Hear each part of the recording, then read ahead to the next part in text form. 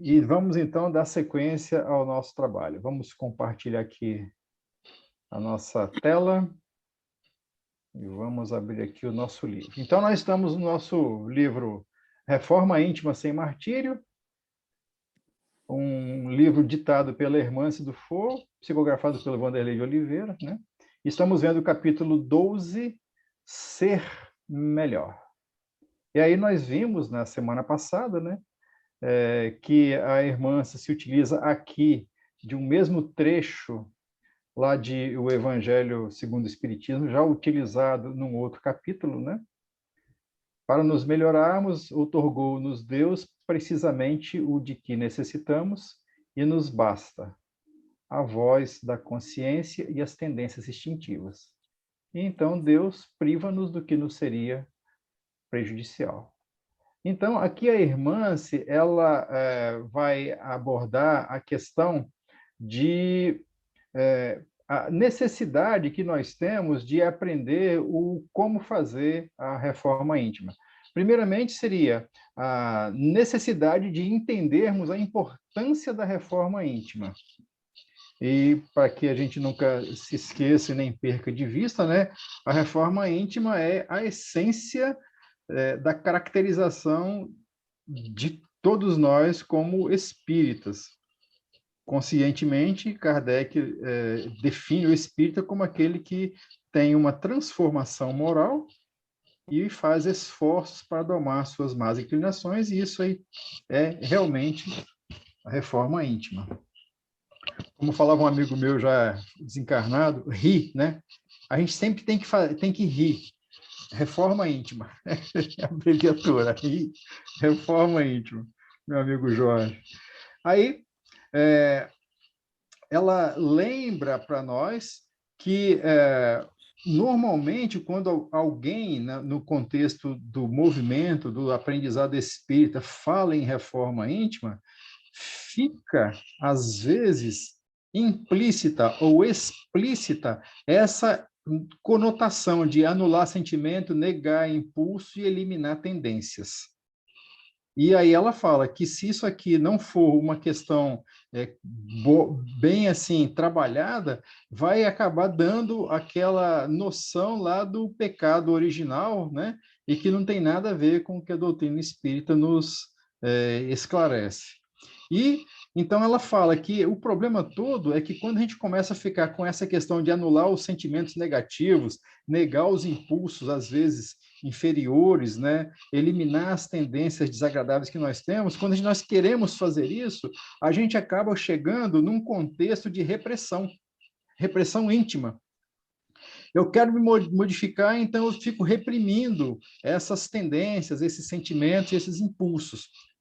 E isso acaba criando uma verdadeira tortura na gente, e aí ela lembrou, né, que há algumas crenças aí derivadas da reforma protestante que levam isso a um extremo, e daí a pouco a criatura ela começa a ficar depressiva, e quando não resolve acabar com a própria vida, porque se sente totalmente incapaz de alcançar um patamar de atitude, de comportamento, de pensamento, de sentimento, que é aquilo que a crença, ela não só orienta, às vezes, ela impõe, ela obriga, ela quase que coage a criatura, né? O profitente, né? O crente, a se enquadrar naquele padrão. E isso aí gera realmente uma luta interna, gera um contexto de autopunição extremamente complicado. E aí a criatura acaba pensando no nosso meio espírita, né, que a pessoa está sempre em desacordo com a doutrina. E, pessoal, daqui a pouco, se a pessoa pensa que ela nunca está de acordo com o que a doutrina espírita fala, daqui a pouco ela fala assim, você é espírita para quê, então? Né? Se o que eu estou fazendo eu não consigo, né, alcançar o padrão, né, aquelas coisas todas. E aí a Meu amigo, pessoa... Sim? Deixa eu interromper um pouquinho aqui, À licença. vontade. O livro que eu estou lendo aqui, até a pedido por causa do grupo que envolveu de trabalho, do Palhano, toca um pouco nesse ponto, o significado dos sonhos. Que acontece? Ele traz a questão de um ponto não resolvido, inconsciente, no inconsciente do indivíduo, que acaba influindo por causa que quem regulariza isso daí é o próprio ego, né?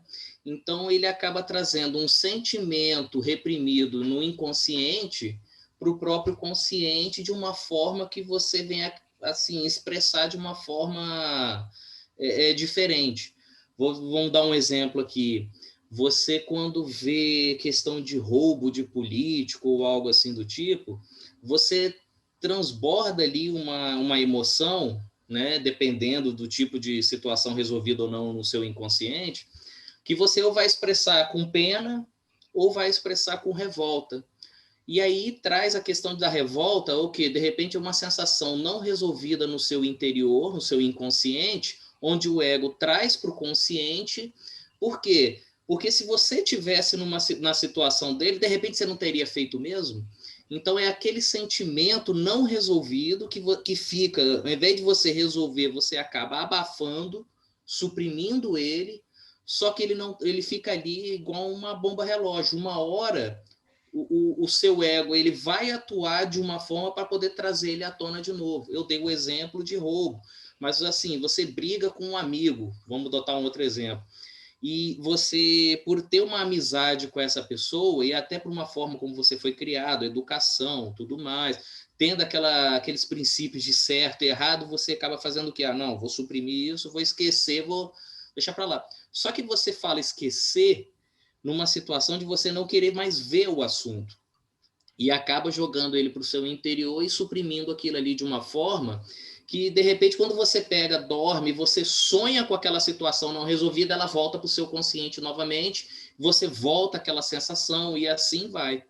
Então, assim, o Palhano, ele toca um pouco nesse assunto dessa forma aí no livro dele. Ok, e tem tudo a ver realmente, né? Ele, vamos dizer assim, ele aborda o mecanismo, né, de como isso acontece. Mas, essencialmente, a noção é exatamente esse, né? A culpa, esse sentimento, ele acaba acontecendo porque a pessoa, ela acaba tirando dela mesma o direito de errar. Eu não posso errar, então errei. Ah, eu sou culpado porque eu errei. É como se a pessoa tirasse dela esse direito. E aí, isso, se no nosso meio espírita nós ainda permanecemos com esse tipo de postura, nós temos que repensar um pouco, né? Exatamente para evitar que a gente acaba chegando ao contexto de, como ela fala aqui, ser contra nós mesmos, nós agirmos continuamente contra a nossa própria essência, porque nós estamos querendo forçar a nós mesmos a alcançar um patamar de uma forma, como o próprio nome já falou, né, forçada, né? Não é uma coisa natural, não é uma coisa construída com beleza, né? É um mecanismo de combate íntimo, mas de um combate para tentar destruir alguma coisa que não é destrutível, né? Por quê? A gente até fez essa avaliação numa palestra que a gente fez domingo.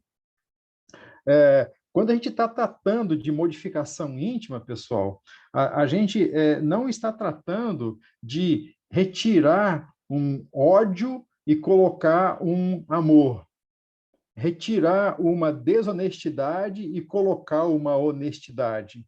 Não é esse o contexto. Por quê? Porque nós somos um todo mental e essas questões, elas são questões espirituais, mentais e emocionais. Então, para terem uma noção, né? Num determinado livro, eu não me lembro bem aonde, mas um espírito ele fala o seguinte, que o que é o ódio? O ódio é o amor que ficou doente. Ou seja, a essência do sentimento é uma só. é que essa essência, ela está, digamos assim, canalizada, ou ela está orientada de uma forma egoística, de uma forma de imperfeição, né, que traz a doença para aquele sentimento ou aquela energia. Então, quando nós estamos falando de reforma íntima, nós não estamos falando, como a irmã se acabou de lembrar aqui, de supressão ou de morte da imperfeição, mas sim de transformação daquela imperfeição em perfeição. Não se trata de, porque não é uma energia, digamos assim, é uma energia ruim que eu vou tirar e vou colocar uma energia boa. Não, é uma energia ruim que vai ser modificada aos poucos na energia boa que eu quero. Mas, no fundo, a energia é a mesma. Percebem?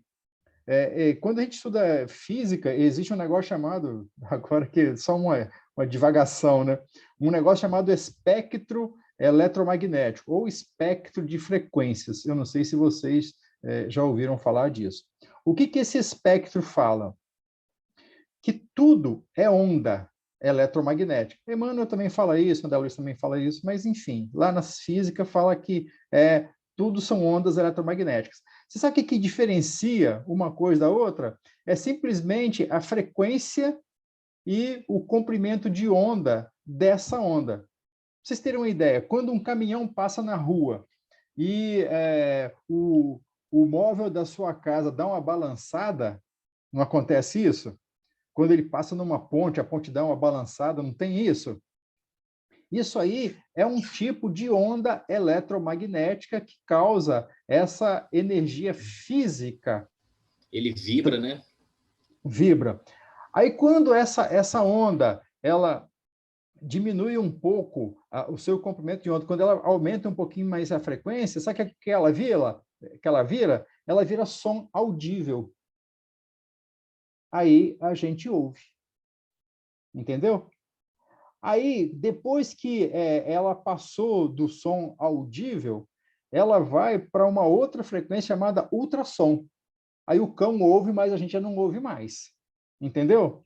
Aí, depois que passou por ultrassom e essa frequência vai aumentando, aí nós chegamos no campo das cores. Percebe? Aí as cores que vão do infravermelho, aí depois chega no vermelho e passa pelo espectro do arco-íris e todas as infinitas variações ali dentro, até chegar no violeta. Aí depois que ela chega no violeta, ela já se torna uma cor que os nossos olhos não percebem, chamada ultravioleta. Entenderam? Aí depois do ultravioleta, essa frequência vai aumentando ainda, aí ela chega naquilo que a gente chama de raio-x. Quando você tira a chapa do pulmão ou coisa parecida, é raio-x. E depois, se ela vai aumentando ainda a frequência, esse raio-x vira raio gama, que já entra na questão da irradiação atômica, né, de frequências extremamente altas, e chega até raio cósmico. Mas, se você vê bem, o balanço do seu móvel na sua casa até um raio-x é a mesma coisa, chamada onda eletromagnética. O que aconteceu? Mudou a frequência e mudou o comprimento de onda dela. Mas a essência é a mesma. Por que nós estamos falando isso? Porque quando a gente começa a falar de reforma íntima, que é alterar comportamento, alterar sentimento, alterar formas de ver a vida, nós estamos falando de algo parecido. A onda é a mesma, ou seja, o que o espírito emite é sempre a mesma coisa. Portanto, não se trata de você suprimir uma coisa, mas de você alterar a vibração, alterar a forma como você vê ou como você sente. Percebeu? É por isso, então, que quando a irmã se fala aqui, né, sobre o risco de a gente não se aceitar e de não reconhecer o que nós somos de imperfeitos e querer, digamos assim, suprimir essa imperfeição a golpes de fórceps. Vocês sabem o que é fórceps, né? Quando a mulher está grávida, vai ganhar neném, o neném não sai, ele usa o fórceps, né? Ou seja, arranca a força. Então, uma imperfeição nossa, ela não pode ser arrancada como um fórceps puxa um neném do útero da mãe. Percebeu? Ela tem que ser alterada, ela tem que ser modificada e não suprimida. Esse é o contexto, esse é o conceito. Então, a questão toda não se trata de reprimir, mas o problema maior é esse aqui, ó, é educar. E não é exterminar o mal, mas fortalecer o bem. Porque o bem e o mal, que nós chamamos de bem e mal, né, em nós, isso a doutrina espírita explica, e Emmanuel explica muito bem lá no livro O Consolador. O mal, ele é simplesmente uma manifestação da ignorância nossa a respeito das leis de Deus. Somente isso. O pior mal que nós possamos imaginar, ele é simplesmente resultante da ignorância. Não é ignorância no sentido que a gente mas que ignorante o cara ali que bateu no outro, não é isso não. É ignorância no sentido de não estar ainda vibrando nos ritmos dos mecanismos da lei de Deus. Então, a gente está querendo, na verdade, agir, funcionar e sentir segundo os nossos desejos, segundo os nossos objetivos, segundo os nossos interesses pessoais. Toda vez que nós agimos segundo os nossos objetivos e os nossos interesses pessoais, nós estamos agindo, segundo a definição dos bons espíritos, ainda de uma forma desagradável perante a lei de Deus. Para não dizer agindo no mal. Percebem? Então, toda vez que nós estamos falando em reforma íntima, em reforma moral, a questão fundamental vem: o que é que nós vamos tirar de dentro de nós? O que é que nós vamos renovar? O que é que nós vamos extrair da alma, né, em termos de coisas melhores? E aí, a irmã se toca num assunto que é extremamente importante e que, infelizmente, né, devido ao processo educacional dos últimos 40 anos, se é que a gente pode dizer dessa forma, né, acabou tornando essas palavras como verdadeiros estigmas, né, verdadeiros cânceres a serem extirpados do dicionário e da prática humana. Mas a irmã se vai lá e claramente confirma aquilo que a doutrina espírita já traz para nós há tanto tempo. Educação é disciplina. Essa é a noção. Com consentimento íntimo, fruto de um acordo conosco celebrado em harmonia, bem distante dos quadros torturantes de neurose e severidade consigo. A questão fundamental é disciplina. E aí, já continuando, né, de onde nós paramos na semana passada, a irmã se vai adiante, afirmando, né, claro que para se educar é preciso controle, tendo em vista os hábitos que arregimentamos nas vidas sucessivas. Então, precisa de disciplina e precisa de controle. Por quê? Porque nós temos hábitos repetitivos de reencarnações anteriores, né, ao longo de muitas, que são verdadeiros desastres espirituais. Então, a gente vai ter que, de alguma forma, né, tratar de cuidar disso aí. Agora, ela fala, olha, entretanto, muitos discípulos permanecem apenas nesse estágio, o estágio do controle e da disciplina, definindo seu crescimento espiritual pela quantidade de realizações a que se devota por fora, quando o crescimento pessoal só encontra medidas reais nos recessos do sentimento. Ou seja, eu aparento externamente realizações espirituais, mas o meu íntimo, o meu sentimento não está modificado. Entenderam? Ou seja, eu me disciplino para externamente aparentar uma melhoria espiritual, mas o meu íntimo ainda não se modificou. Nesse contexto, a gente pode lembrar, né, de alguma forma, de uma afirmativa do Mestre Jesus quando se referia aos fariseus. Ele falava bem assim, né? São sepulcros caiados. Lembram disso, pessoal?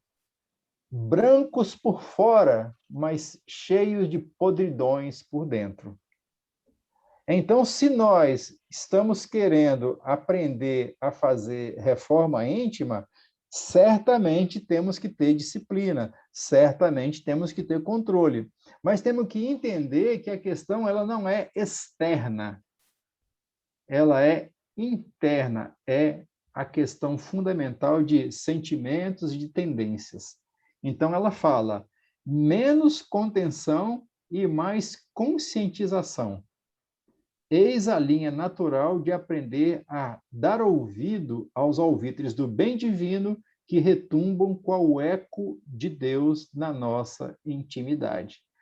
Ou seja, a partir do momento que cada um de nós comece a se tornar mais consciente de si mesmo, certamente, em mais de uma ocasião, nós ouviremos na nossa consciência, de alguma forma, algum tipo de lembrança espiritual benéfica para nós.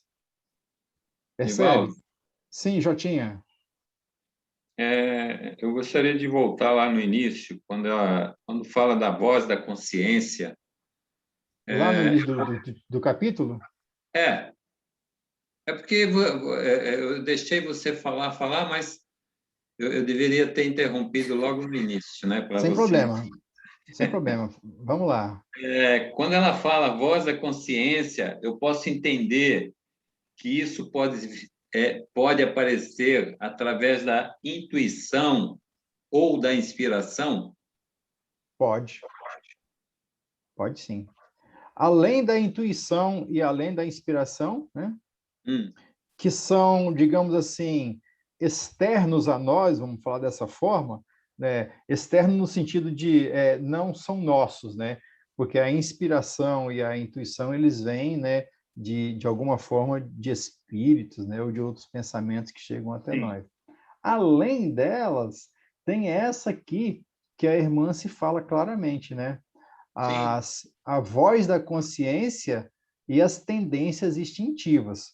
Porque, além disso, essa voz da consciência aqui, ela também é, em parte, né, aquela lembrança de boas resoluções que nós tomamos antes de reencarnarmos. Entendeu, Jota? Essas tendências instintivas, então, seria algo de que nós já temos, já está em nós, essas tendências. Sim. Então, por exemplo, imagine aí que você, ao longo de muitas reencarnações, você aprendeu a lidar, por exemplo, com comércio. Imagine aí, né? Nos últimos 800 anos e todas as reencarnações você aprendeu e desenvolveu as técnicas de comerciante, né? Então você reencarna agora, instintivamente você vai tomar ações, decisões e comportamentos que vão te fazer sobressair naturalmente no campo do comércio, enquanto que outras pessoas que fazem, às vezes, cursos mirabolantes e que conhecem todas as teorias não vão conseguir. Porque, como no popular a gente fala, né? Está no sangue, né? Está no sangue aquele tipo de atitude, aquele tipo de comportamento. É essa tendência instintiva que é o resultante, né, dessas repetições de muitas reencarnações anteriores.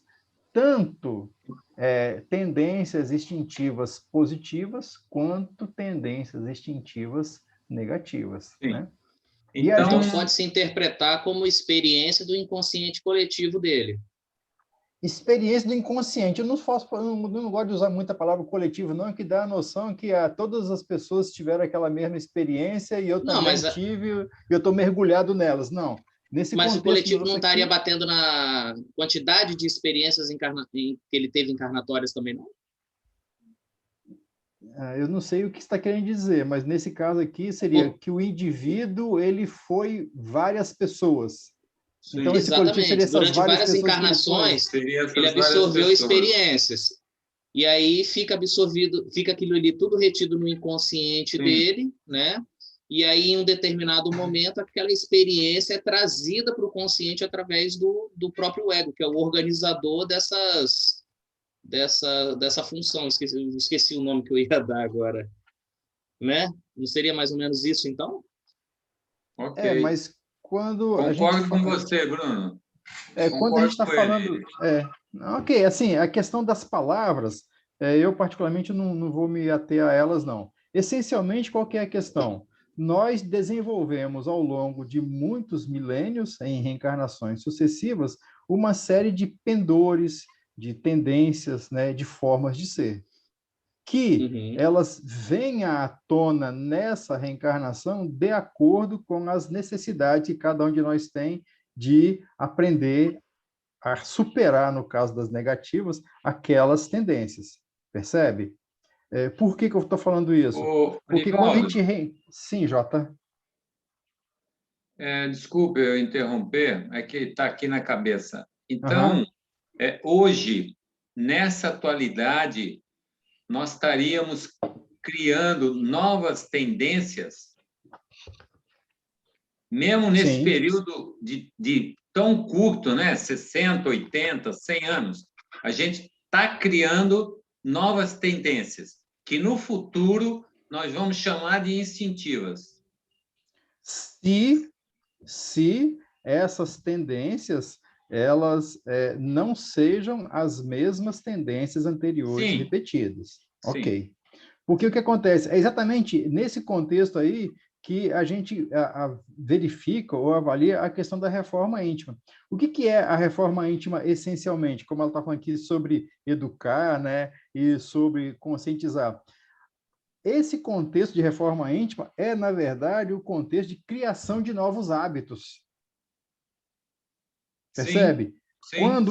Quando eu tenho hábitos desagradáveis e eu sei que eu tenho que melhorá-los, eu tenho que fazer um esforço de compreendê-los, Para inverter. aceitá-los e começar a fazer o esforço, né, continuado de substituir esses hábitos.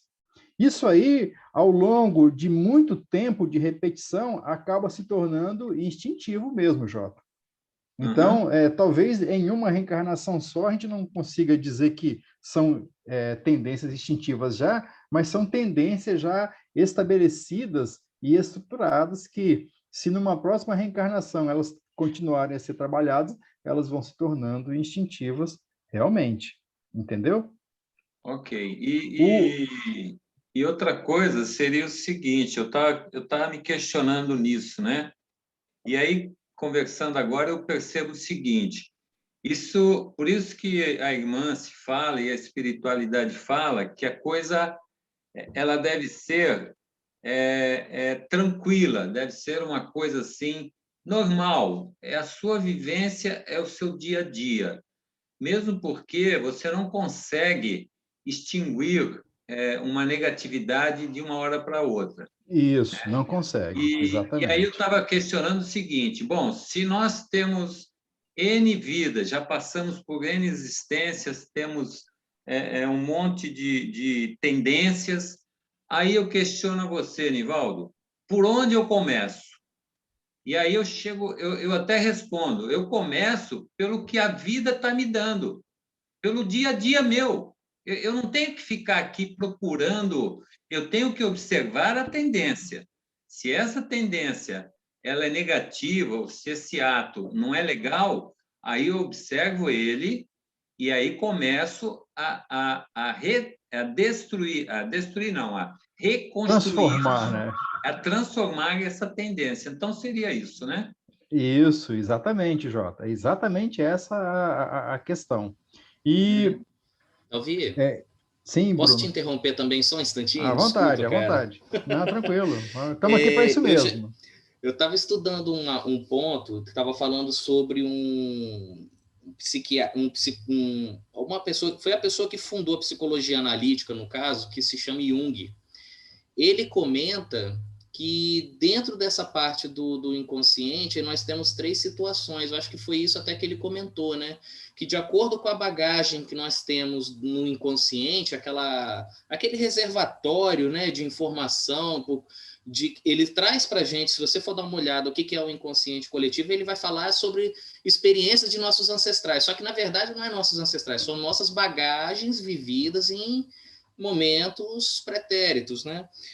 E essas informações eles chegam para a gente de uma forma que ela pode abranger do seguinte momento. Se eu de repente eu errar alguma coisa, você me corrija, Dalvi, por favor. Você às vezes vai estar num momento de que você não esteja em vigília e vai tomar uma decisão, e o seu inconsciente, percebendo que a decisão não está correta, ela te aponta para o lado contrário. Como se estivesse falando assim, ó, já passamos por isso, não deu certo. É para cá. No segundo ponto, você de repente acaba ficando no meio termo por uma indecisão, e o seu inconsciente ele vai trazer para você uma situação variável, né? Vai para um lado, vai para o outro, tentando buscar um equilíbrio. E quando você acerta aquela caminhada que vai de acordo com a experiência que seu inconsciente possui já de eras, ele se mantém numa posição instável, né? Invariável. Ele tem esse ponto. No caso, não seria mais ou menos isso que ele estava comentando, não? Desculpa, às vezes eu não consigo absorver completamente essas questões quando elas são analisadas dessa forma psicanalítica. Eu realmente tenho uma certa dificuldade, né? Não, somos dois. O que a gente sabe da doutrina espírita é que cada um de nós, numa reencarnação, vem a ela para tratar uma parte pequena até do nosso todo espiritual. Então, enquanto encarnados, nós somos bastante reduzidos em termos do que nós somos totalmente como espíritos, tanto em coisas positivas quanto em coisas negativas, e pelo menos falando do meu caso, muito mais coisas negativas do que positivas. Então, as experiências que nós passamos durante a vida terrestre aqui, elas são de molde a nos colocar defronte das necessidades mais imediatas que nós temos para nos melhorarmos. Foi aquilo que já tinha falou, né? Por onde começar? Começa pelo seu dia a dia, porque é isso aí que você tem que fazer. Então, assim, quando nós estamos aqui reencarnados, e aí Kardec aborda isso nesse contexto que a irmã se trouxe para nós lá no início, né? Que Deus nos dá a voz da consciência e as tendências instintivas, porque no meio do aprendizado espírita, né, se a gente conseguir ouvir a voz da nossa consciência, que é termos uma capacidade equilibrada espiritualmente de observar a nós mesmos e observar essas intuições que vêm para nós, e se a gente tiver a habilidade de, através do estudo nosso de autoconhecimento, de perceber quais são as nossas tendências instintivas, nós aí temos o ferramental suficiente para irmos adiante no processo de melhorarmos espiritualmente. Como que isso vai funcionar através do nosso inconsciente ou dessas questões como do ego e essas coisas todas? Eu, particularmente, não consigo, às vezes, estar a par para poder esclarecer melhor. O que eu conheço, o que eu consigo entender, é isso que a doutrina traz para nós, né? Então, assim, dentro desse conjunto, né, cada um de nós, então, está reencarnado diante da sua própria necessidade e, diante dessa própria necessidade, vai encontrar, no meio onde está inserido, né, no contexto dos aprendizados que existe, vai encontrar as ferramentas de estímulos de alegria ou de dor, mas, de toda forma, estímulos a fim de que a nossa consciência espiritual se expanda de alguma forma. A expansão da nossa consciência não é algo que aconteça de uma forma tão tranquila. Por isso é que, às vezes, a gente sofre tanto, né? O chamado espiritual para a nossa melhora, às vezes, tem que acordar a gente de nós mesmos, né? Aí, a irmã vai falando o seguinte, olha, o conjunto dos ensinos espíritas é um roteiro completo para todos os perfis de necessidades no aperfeiçoamento da humanidade. Em outras palavras, aquilo que a gente acabou de falar, né? Dentro do aprendizado espírita, você tem resposta, você tem orientação para todas as necessidades. Tomar todo esse conjunto como regras para absorção instantânea é demonstrar uma visão dogmática de crescimento, gerando aflições e temores, perfeccionismo e ansiedade, que são desnecessários no aproveitamento das oportunidades. Então, imagina que você está aí numa luta íntima, né, extremamente desafiadora para, por exemplo, né, tentar ser um pouco mais tolerante com um comportamento de um afeto próximo seu. Então, olha só, hein? Você está aprendendo a tolerância. Aí você começa a estudar a doutrina espírita, aí você vai ouvir falar de caridade, de amor ao próximo, de benevolência, de fraternidade, e você vai ouvir falar de mundo espiritual, de mediunidade, de lei de causa e efeito, mediunidade de efeitos físicos, extraterrestres, você vai ouvir de tudo, não é isso? Aí, se você parar e querer absorver tudo, você não só não vai conseguir absorver tudo, como vai esquecer daquela compreensão que você tinha que exercitar com aquela criatura que está próximo de você. Percebeu? Então, assim, para efeito do nosso aprendizado espiritual, espírita, o que importa é a gente aprender a distinguir espiritualmente quais são as nossas necessidades mais imediatas, mais corriqueiras, e focar a atenção de comportamento, de mudança de atitudes nessas principais. Senão, a gente, como a irmã se fala, né, a gente começa a criar uma situação de, poxa, mas fulano sabe mais do que eu sobre determinado assunto da doutrina espírita. Qual o problema? Né? Esse fulano que sabe mais, às vezes, não faz nada, né? E, às vezes, quem sabe muito menos faz muito mais. Então, assim, não é o aprendizado espírita alguma coisa que você vai ter que absorver tudo de uma vez, né? Senão, você vai ficar com essa questão aqui mesmo que ela fala, gerando aflições e temores, perfeccionismo, que é outro problema grave, né? E ansiedade, porque você nunca vai conseguir ser perfeito em tão pouco tempo. Você nunca vai conseguir dominar tudo em tão pouco tempo. E isso tudo é totalmente, assim, irrelevante e desnecessário.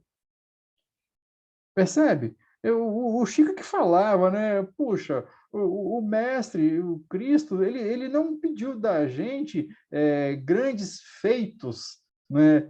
E que, por exemplo, precisamos de escalar o Himalaia para sermos cristãos, precisamos de ser gênios da ciência para sermos cristãos.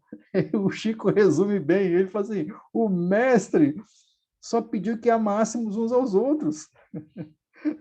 Ou seja, tudo mais necessidade de aperfeiçoamento que a gente vai chegar lá, mas o essencial não é isso. O essencial é o aprendizado que a gente tem que fazer no nosso dia a dia, né?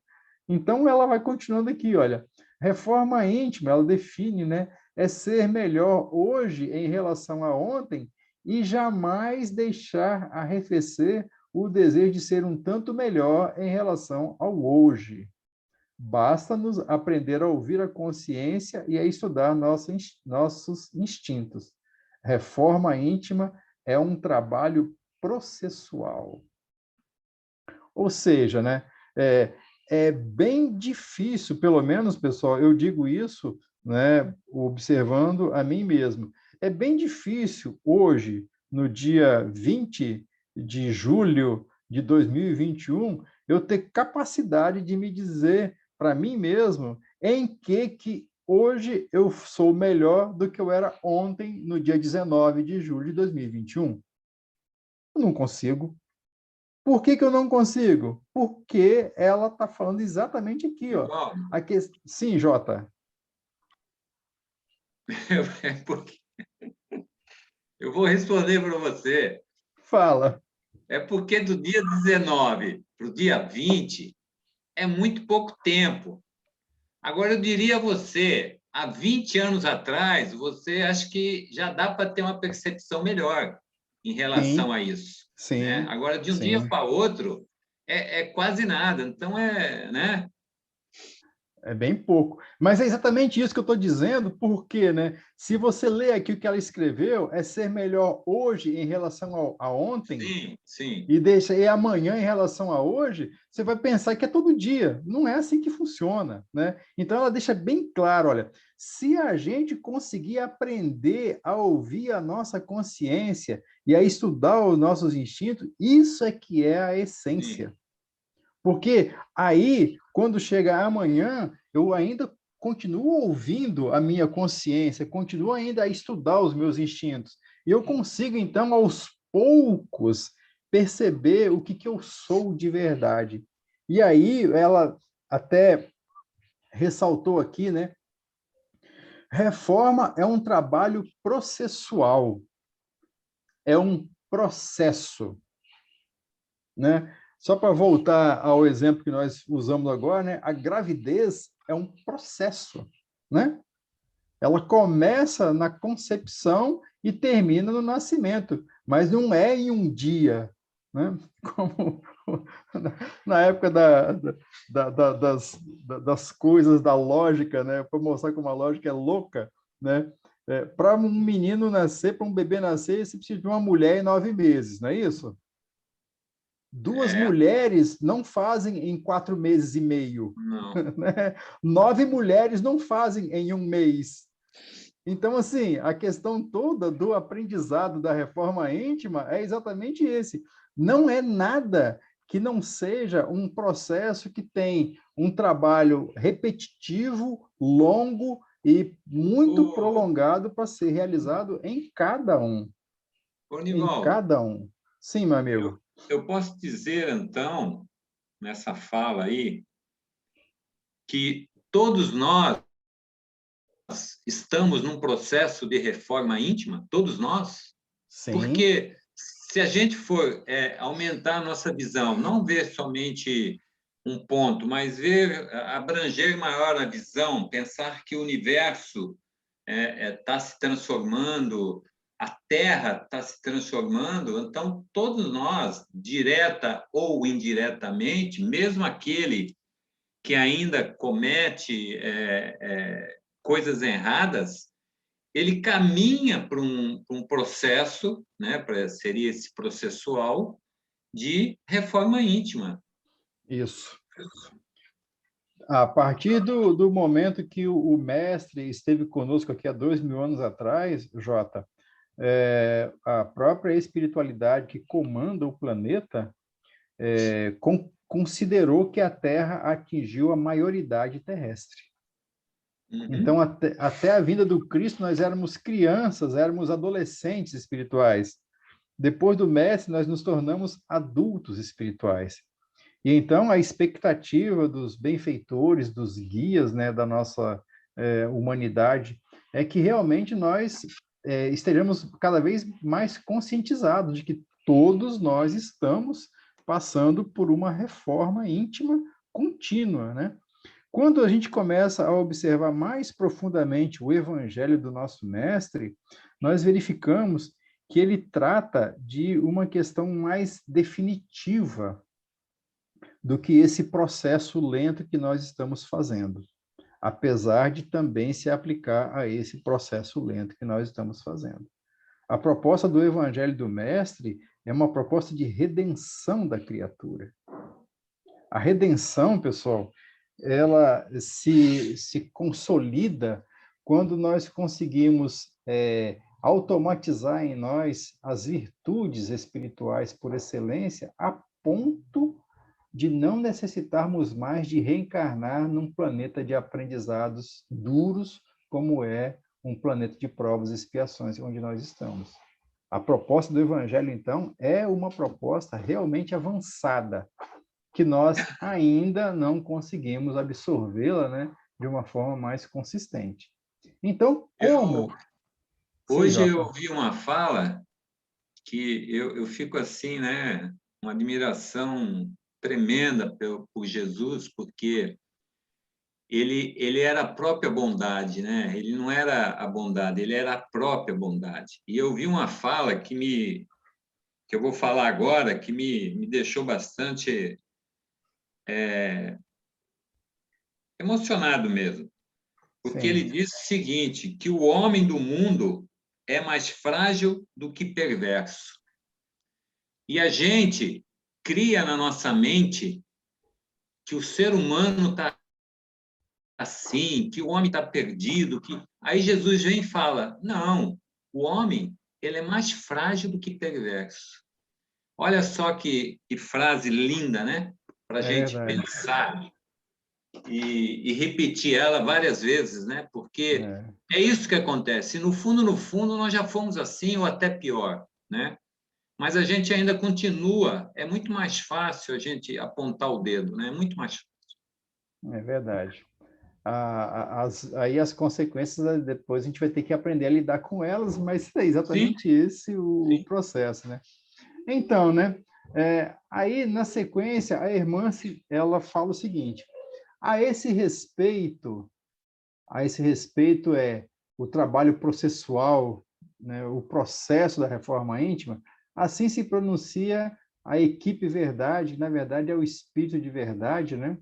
Ela que usa o item 19 para dizer que é lá no Livro dos Espíritos, na questão 800. Vamos então lá nesse Livro dos Espíritos, na questão 800, pessoal, só para a gente não perder completamente o contexto onde isso aí está sendo citado, né? O Livro dos Espíritos.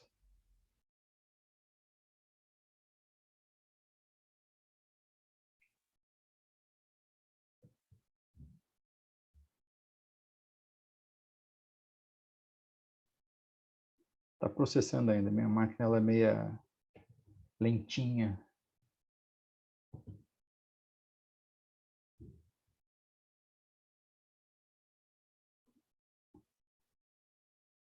Allan Kardec, quando ele trata da questão do espiritismo, né, na sequência do aprendizado aqui na Terra, ele pergunta aos espíritos isso.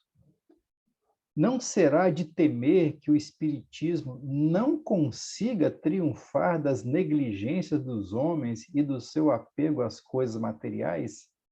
Porque ele está falando aqui sobre como o espiritismo pode contribuir para o progresso, né? As questões de item geral, né? Influência do espiritismo no progresso. Se o espiritismo se tornaria uma crença comum, né? Como que ele vai influenciar? E aí ele pergunta isso: não será de temer, né, que o espiritismo não consiga triunfar da negligência dos homens e do seu apego às coisas materiais? É nesse contexto que a irmã se vai falar aqui, olha, que os espíritos vão falar, né? Ela repete: conhece bem pouco os homens. Então tá aqui, ó. Os espíritos responderam o seguinte: conhece bem pouco os homens quem imagine que uma causa qualquer os possa transformar como que por encanto. Os espíritos sabem que não é imediata a transformação de qualquer um de nós, está vendo? Os espíritos superiores, eles são superiores, eles não são inocentes, bobinhos, tolinhos, né? Se vestem de azul tocando harpa e de asinha voando no paraíso, nada disso. Espírito superior é espírito que já passou por tudo e sabe muito bem o que está fazendo e com quem está lidando, né? Então, ele fala assim, ó, conhece bem pouco, né, os homens que imaginem que uma causa qualquer os possa transformar como que por encanto. Nesse caso, uma causa qualquer também é, no caso, a doutrina espírita, né? Então, Kardec pergunta, "Vem cá, será que a gente vai conseguir?" Os espíritos falam, não é assim, não.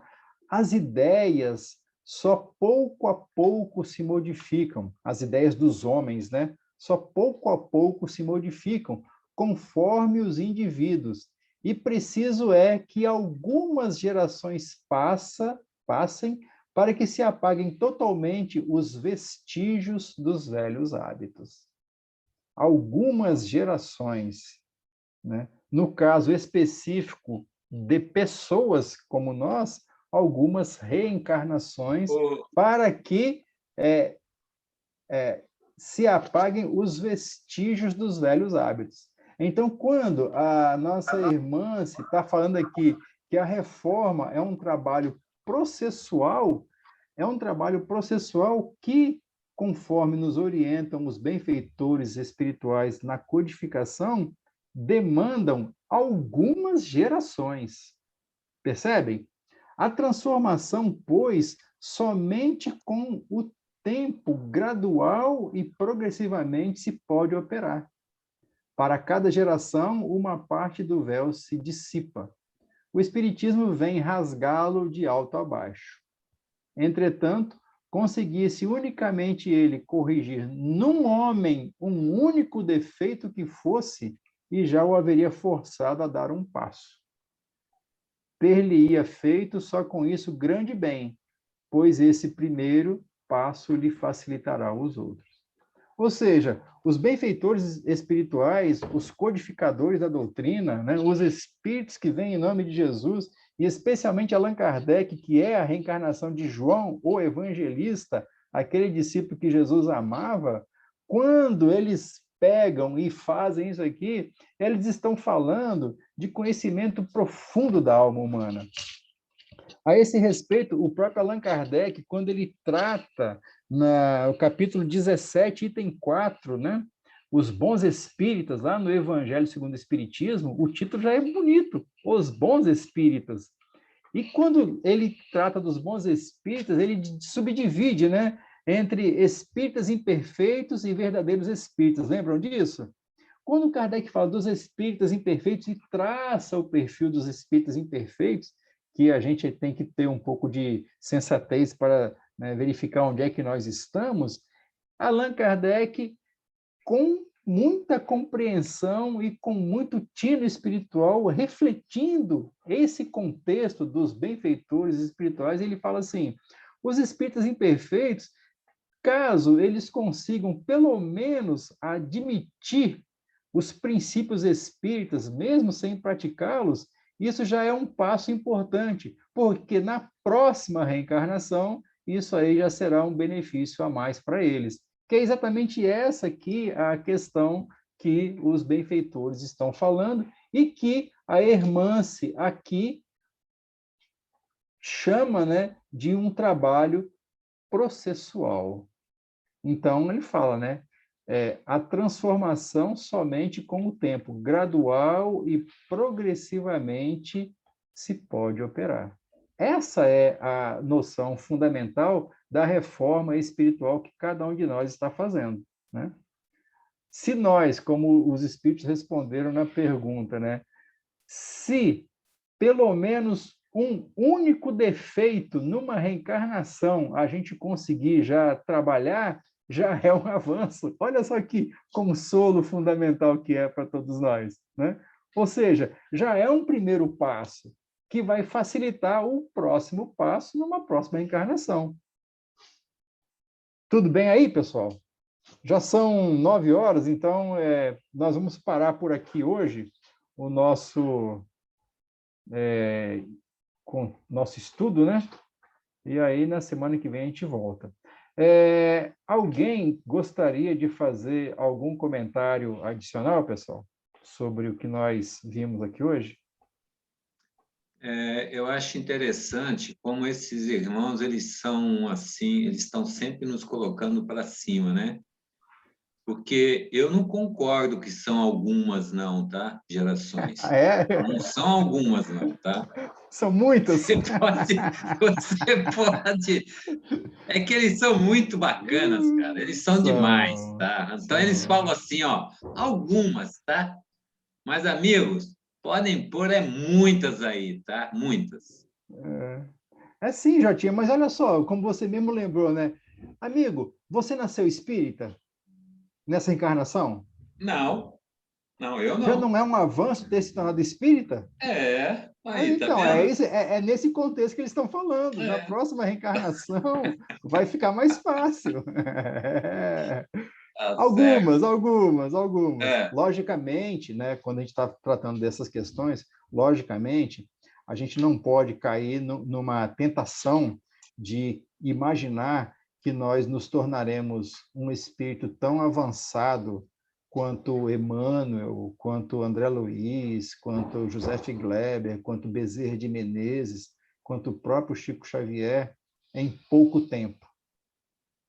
As aquisições morais a que eles já alcançaram, nós ainda não as alcançamos, isso é fato consumado, pelo menos para mim.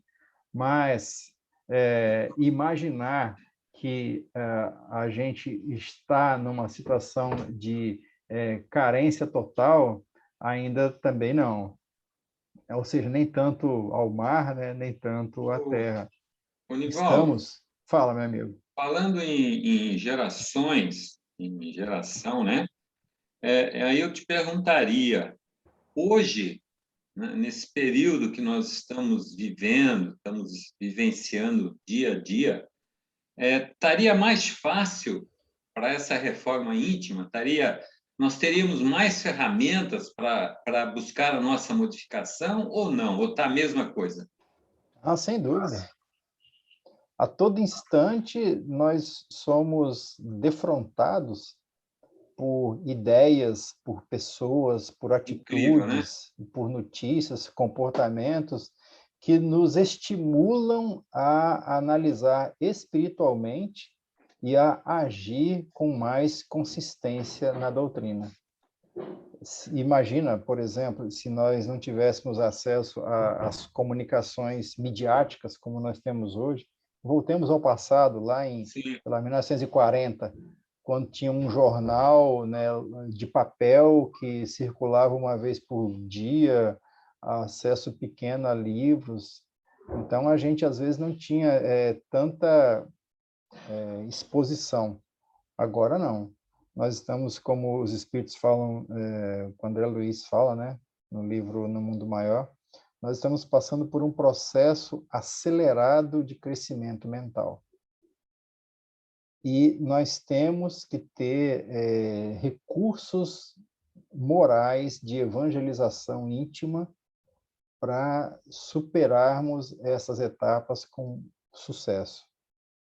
Não se trata de dominar mais meios de comunicação, de divulgar mais quantidades de trabalhos morais ou espíritas, ou de multiplicar a quantidade de palestras ou de estudos. Tudo isso é importante, tem o seu valor, mas não é isso que nos define, né? Como a gente viu, acabou de ver aqui agora a irmã se falando, o que nos define realmente é o que nós conseguimos tirar de dentro de nós em termos de atitudes e comportamentos e sentimentos positivos, né?